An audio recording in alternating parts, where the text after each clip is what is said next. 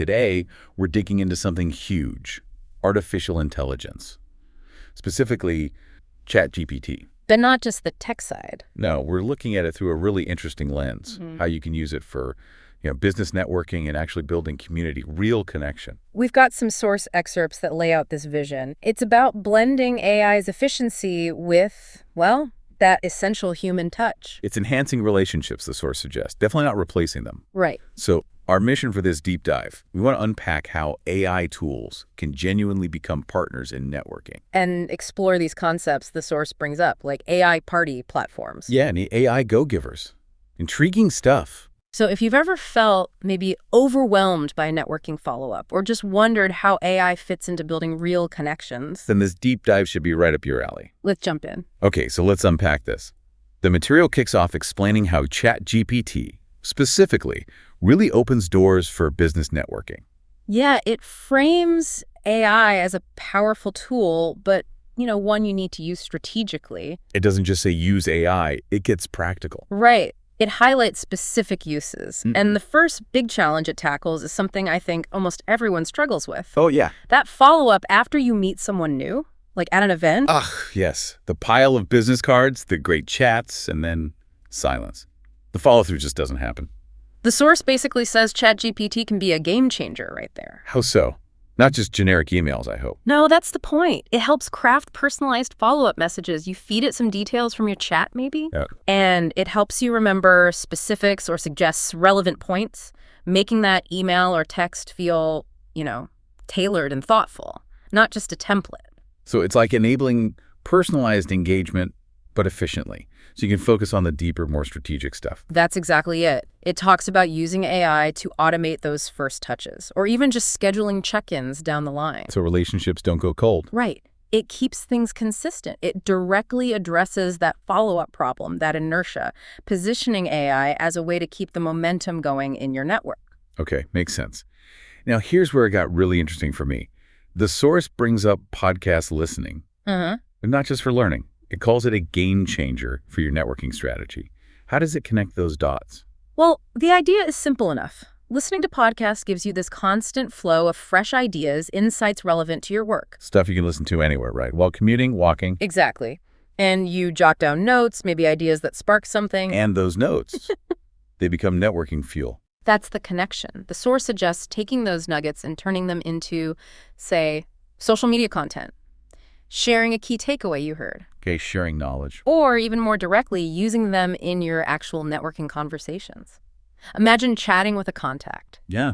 And you mention a relevant insight from a podcast you just heard. It shows you're engaged, thinking, current. It sparks better discussion, makes the interaction richer. Huh.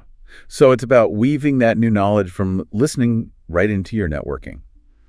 Makes you a more valuable connection, I suppose. Yes, precisely. It fuels your conversations with irrelevant, timely ideas. Building on that, the source then talks about leveraging platforms, specifically Instagram. It uses the example of having like 60,000 followers. Right. To show the potential power when you combine those podcast insights with visual storytelling. So what specific Instagram strategies does it mention? It suggests sharing like bite-sized insights from podcasts. You take a key point about AI networking maybe. And turn it into what? A quick video? Yeah, like a quick 15-second clip, maybe with a nice visual, making the audio insight visually, snackable. Makes sense. Easy to consume. It also talks about something interesting, using scenic moments, like places you are while listening to podcasts, as a backdrop for your content. Oh, It's about weaving your personal journey, where you are, with the professional stuff you're learning. It creates a more engaging, authentic story around your business and networking life. right. It makes these potentially dry AI concepts feel more human, more relatable. And crucially, interaction is key. Yeah. The source really emphasizes engaging with your community, asking questions about networking or AI. Getting them to share their experiences. Exactly. It's all about building this cohesive narrative and aiming for real connections with people who get your journey and insights. It even links this to community values, mentioning Lafayette as an example, a place focused on growth and connection. It sounds like a much more integrated way to build your presence, where the content is part of the networking. Yeah, definitely. And what's really fascinating is how the source then zooms out from these practical tools. To something bigger. Yeah, towards a larger, more conceptual vision. It introduces this idea of AI party platforms. AI party platforms. And it's designed for something it calls alternative independence. AI party platforms and alternative independence. That definitely sounds intriguing. How does the source define these? Well, an AI party platform, as it's described, seems to be a space for creative collaboration. Okay. A place where people can freely share innovative ideas, often boosted by AI tools, and connect with, well, the source calls them go-givers. Go-givers. Yeah, other like-minded folks. These platforms are apparently designed to support this alternative independence, helping people break free from maybe more conventional business or creative paths. So they're like environments where AI tools boost creativity and sharing, specifically for people wanting a different path, outside the mainstream, maybe? That's the feel, yeah. They're meant to celebrate and empower individuals, creators, entrepreneurs, artists, helping them craft their own stories, solutions, businesses, using AI. And the AI go-givers, what are they about? The source defines them as people who are generous with their knowledge, ideas, time, because they believe lifting others up, maybe with AI support, helps everyone succeed. So the focus is community value, not just self-promotion. Exactly. It really challenges that sort of transactional view of networking, doesn't it? Using AI to actually support generosity. It does. It shifts the focus from what's in it for me to how can we all grow together. And this connects, interestingly, to a specific community the source highlights, Lafayette. Right, it mentions celebrating the people who love Lafayette and how these ideas click there. Yeah, the source seems to see Lafayette as embodying certain values, strong human connection, creativity, growth. So these platforms could reflect that spirit. That's the suggestion. Creating spaces where locals, and really people from anywhere, can gather, share passions, and experiment with AI in a way that feels collaborative, independent. Okay, and how does AI specifically help that alternative independence for, say, a solo creator or a small business owner? The source gets pretty specific there. It lists things like AI automating tedious admin tasks. Freeing up time for the actual creative work. Exactly, freeing independence to focus.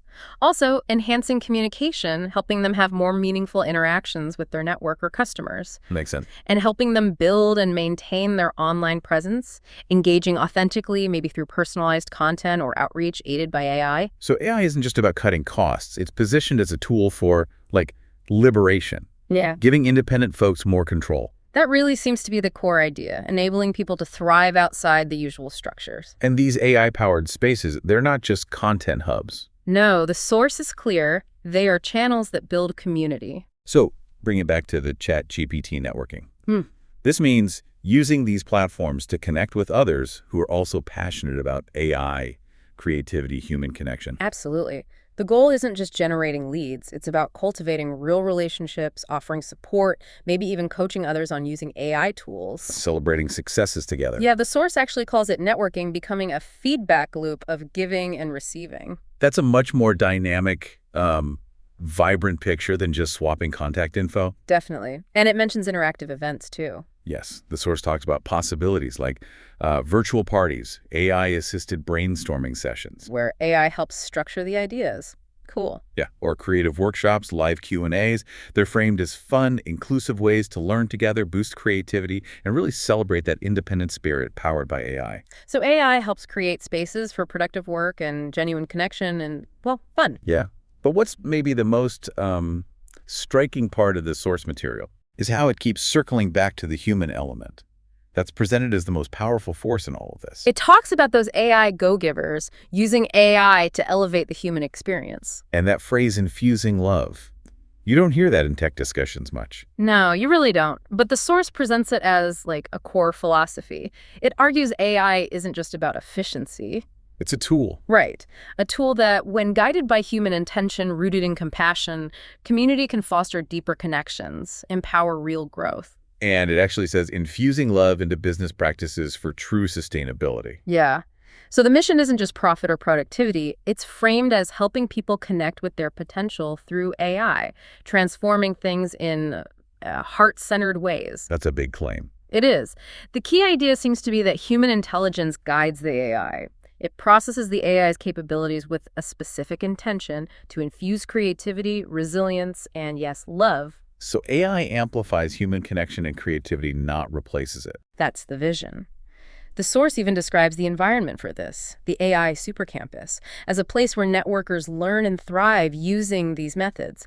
Podcast listening, masterminds, AI coaching. Building communities grounded in compassion, and it mentions faith. Right. Which lines up with how the source describes its own creator. As the networker and source creator behind this whole AI supercampus concept, the podcasts, the masterminds. Exactly. Their perspective, as outlined, is all about intentionally blending human intelligence with AI, processing AI insights with love and purpose. Infusing that into the journey, creating these collaborative spaces. And they see their AI co-hosts not just as tools, but almost like partners, expert explainers, consultants, coaches, even friends. It's a very integrated, almost relational way of looking at AI. It certainly is. And the source doesn't just talk philosophy. It lists a whole range of practical tools and channels that are part of making this happen. Okay, let's touch on some of those. How do these tools fit into the system described?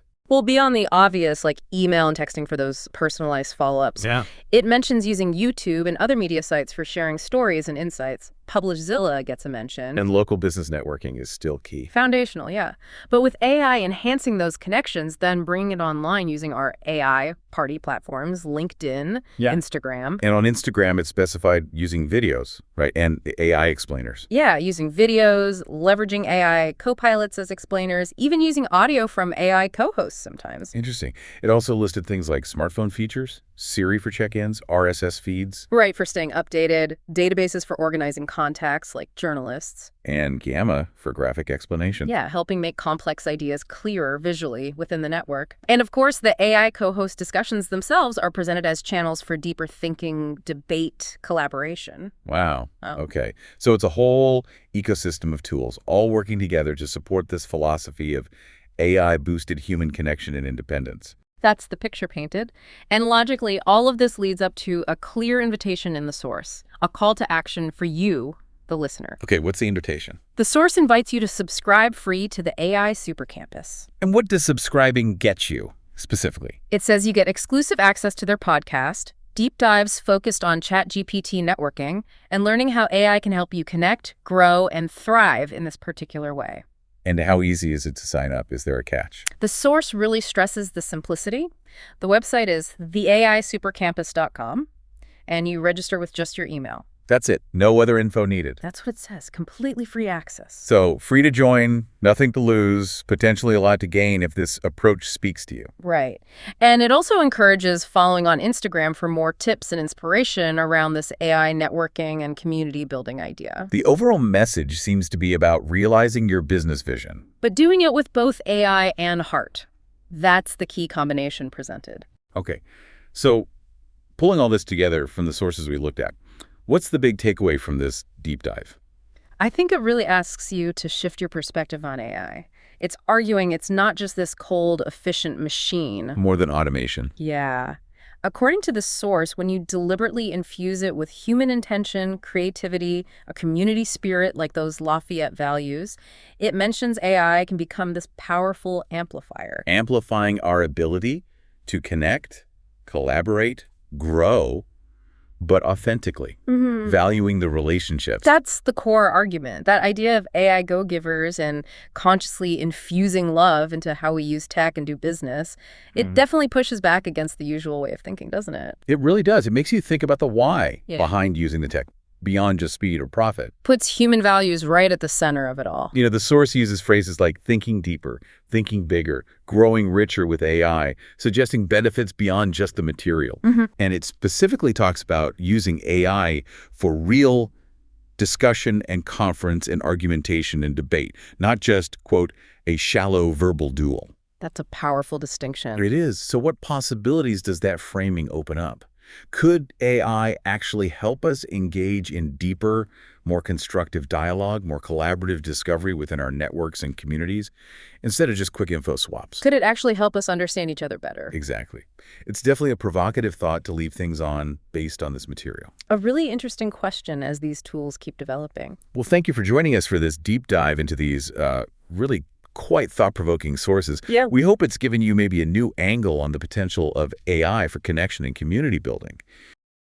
Thank you for joining us again today, entrepreneurs and business networkers. But wait, there's more. Listen to this short word from our sponsor. Engagement. That's the secret behind email inbox headliners. Networkers, I got to ask you, are you sending out emails or not? No? You need to be checking in and following up. Then let me ask you this. Why do you think Tony Robbins, Oprah Winfrey, Marie Forleo, and Kim Commando and more all send emails? Because folks, no matter what you think of email, like it or not, email works. It will work for you too, if you're serious about networking, growing your influence, and building real relationships. You need to be following up right away.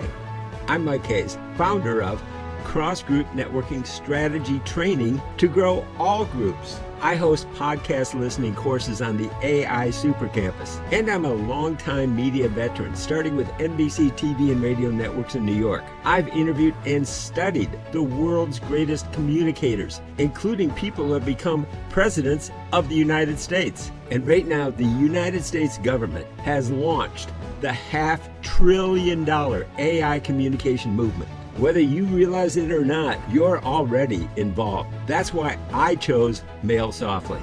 Mail Softly is the AI-powered email marketing platform that makes it easy to create follow-ups that get read, get clicks, and get results. With Mail Softly, you get AI-generated emails that capture attention and convert. You get a drag and drop editor. So even if you're not a designer, you can create great, stunning emails in minutes. You get powerful automation that keeps your audience engaged 24/7. And you get advanced analytics, so you know exactly what's working and what's not. And that's why I use it. And right now, for a limited time, when you sign up for Mail Softly, even the free account, you'll get exclusive email training from the AI Super Campus. I've interviewed the AI inbox headliners from Oprah Winfrey and Tony Robbins, and I've analyzed the podcasting powerhouses of today, like Mel Robbins and Joe Rogan. And so I've developed one-of-a-kind podcast listening courses to teach you their AI student-teacher mindset. They learn from others and they teach. You too can learn how to practice podcast listening with my Mail Softly messages right in your inbox, free, so you can craft emails that connect, convert, and create lasting impact. And don't forget the best part, it's absolutely free. Just sign up for Mail Softly today, and this exclusive training is yours, no strings attached. Just click the link right below this video right now and start transforming your emails into powerful AI-driven engagement tools. Don't let your emails go unread. Make them work for you with Mail Softly and the AI Super Campus training. I'm Mike Hayes.